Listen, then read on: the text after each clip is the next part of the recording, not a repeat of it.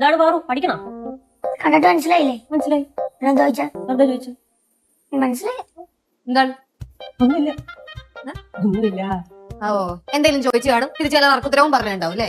എന്തിനാണ് ആവശ്യത്തെ കാര്യമൊക്കെ ചോദിക്കുന്നത്? ഞാൻ ഈ കേസ് വിട്ടതാ. പണ്ട് എന്തോരം കൊഞ്ചിച്ചോണ്ട് നടന്നാന്നറിയോ?